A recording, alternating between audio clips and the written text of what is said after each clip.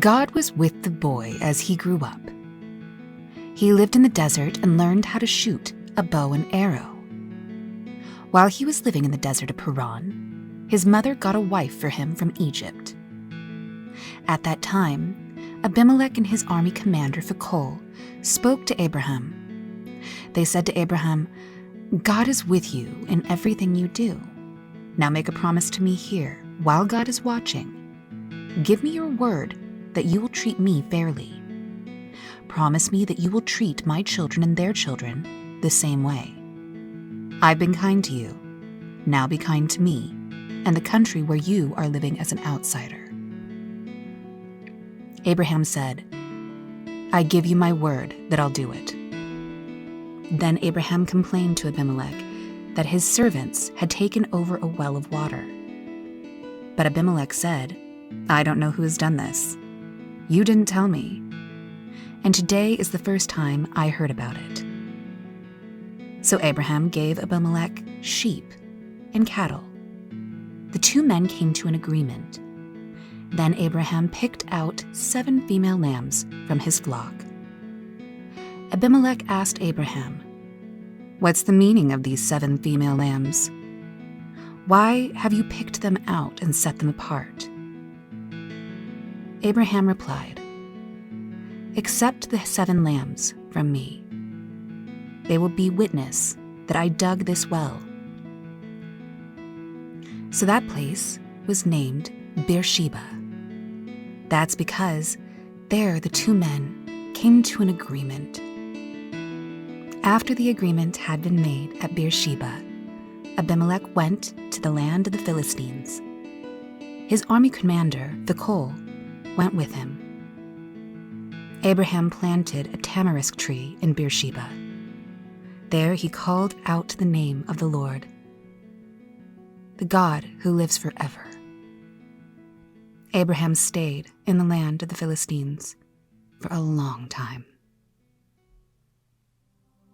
Sometime later, God tested Abraham. He said to him, "Abraham." "Here I am," Abraham replied. Then God said, "Take your son, your only son. He is the one you love. Take Isaac, go to the place called Moriah. Give your son to me there as a burnt offering. Sacrifice him on the mountain I will show you." Early the next morning, Abraham got up and loaded his donkey. He took 2 of his servants and his son Isaac with him. He cut enough wood for the burnt offering. Then he started out for the place God had shown him. On the 3rd day, Abraham saw the place a long way off. He said to his servants, "Stay here with the donkey. I and the boy will go over there and worship. Then we'll come back to you." Abraham had his son Isaac carry the wood for the burnt offering. He himself carried the fire and the knife. And the 2 of them walked on together. Then Isaac said to his father, "Father?" "Yes, my son," Abraham replied. "The fire and wood are here," Isaac said, "but where is the lamb for the burnt offering?" Abraham answered, "God himself will provide the lamb for the burnt offering, my son." And the 2 of them walked on together. They reached the place God had shown Abraham. There Abraham built an altar. He arranged the wood on it. He tied up his son Isaac. Abraham placed him on the altar on top of the wood. Then he reached out his hand. He picked up the knife to kill his son. But the angel of the Lord called out to him from heaven. He said, "Abraham, Abraham." "Here I am," Abraham replied. "Do not lay a hand on the boy," he said. "Do not harm him." Now I know that you would do anything for God. You have not held back from me your son, your only son. Abraham looked around. There in a bush, he saw a ram caught by its horns. He went over and took the ram. He sacrificed it as a burnt offering instead of his son. So, Abraham named that place, "The Lord will provide." To this day, people say, "It will be provided from the mountain of the Lord." The angel of the Lord called out to Abraham from heaven a second time. He said, "I am giving you my word that I will bless you." "I will bless you because of what you have done," announces the Lord. "You have not held back your son, your only son. So, I will certainly bless you. I will make the children born into your family as many as the stars are in the sky. I will make them as many as the grains of sand on the seashore. They will take over the cities of their enemies. All nations on earth will be blessed because of your children. All these things will happen because you have obeyed me."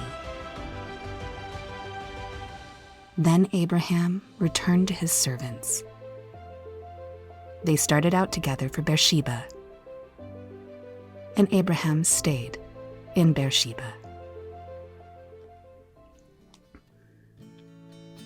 Sometime later, Abraham was told, "Milcah has become a mother. She has had sons by your brother Nahor. Uz was firstborn. Then came his brother Buz. Kamul was next born. He became the father of Aram. Milcah's other sons are Chesed, Hazo, Pildash, Jidlap, and Bethul. Bethul became the father of Rebekah. Milcah had the 8 sons by Abraham's brother Nahor. Nahor had a concubine named Rumah. She also had sons. They were Tabah, Gaham, Tahash, and Makkah. Sarah lived to be 127 years old. She died at the Kiriath Arba. Kiriath Arba is also called Hebron. It is in the land of Canaan. Sarah's death made Abraham very sad. He went to the place where her body was lying. There he wept over her.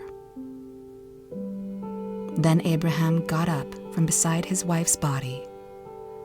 He said to the Hittites, "I'm an outsider. I'm a stranger among you. Sell me some property where I can bury those in my family who die. Then I can bury my wife."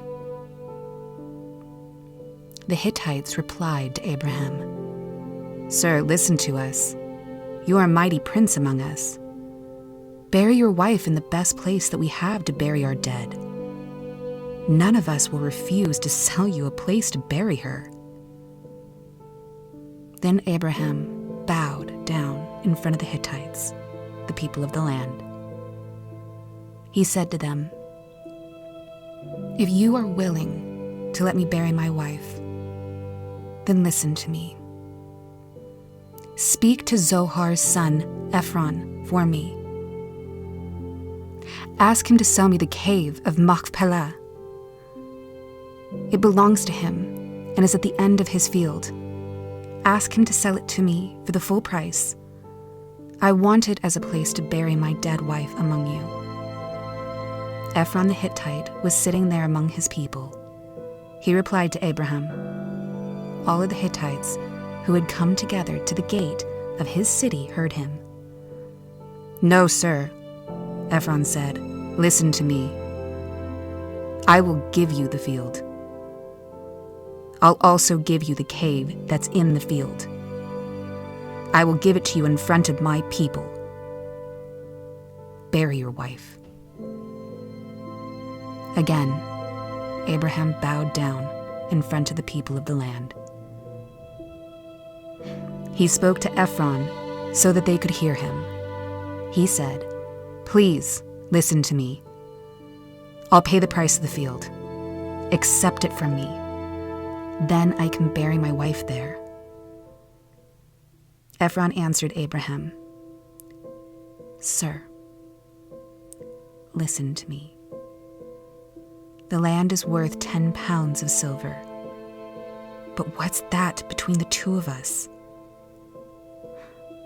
Bury your wife." Abraham agreed to Ephron's offer. He weighed out for Ephron the price he had named. The Hittites there had heard the amount. The price was 10 pounds of silver. Abraham measured it by the weights that were used by merchants. So Ephron sold his field to Abraham. The field was in Machpelah, near Mamre. Abraham bought the field and the cave that was in it. He also bought all the trees that were inside the borders of the field. Everything was sold to Abraham as his property. He bought it in front of all the Hittites who had come to the gate of the city. Then Abraham buried his wife Sarah. He buried her in the cave in the field of Machpelah, near Mamre, in the land of Canaan. Mamre is at Hebron, so the field and the cave that was in there were also sold to Abraham by the Hittites. The property became a place to bury those who had died in his family.